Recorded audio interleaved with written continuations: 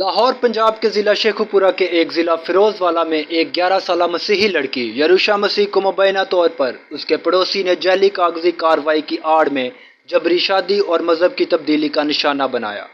یہ تنازع اس وقت سامنے آیا جب یروشا کے والد سلیم مسیح کو ایک روز قبل مقامی پولیس کے حکم کے بعد 28 مارچ 2024 کو فیروز والا کی عدالت میں طلب کیا گیا۔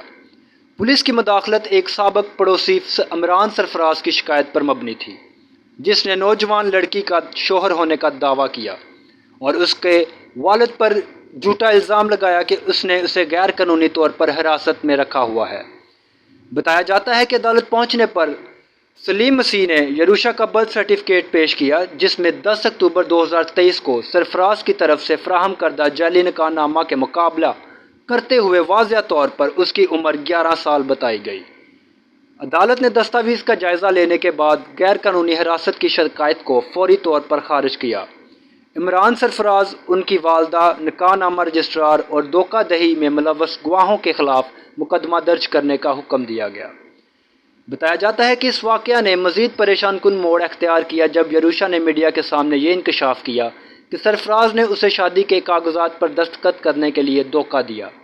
یہ دعویٰ کیا گیا کہ مقامی تعریفی پارک لاہور سوزو واٹر پارک میں داخلے کے لیے ضروری ہے۔ اس انکشاف نے نابالغوں کے استحصال کے لیے استعمال کیے جانے والے جوڑ توڑ کے ہتھ کنڈوں پر روشنی ڈالی ہے۔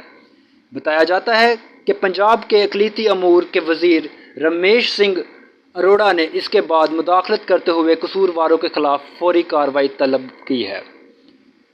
ہم اپنے ناظرین کو یروشا مسیح کے متعلقہ مزید اپڈیٹس کے لیے آگاہ کرتے رہیں گے اور اس کی جڑی کوئی بھی نئی خبر ملتی ہے تو ہم آپ تک پہنچائیں گے۔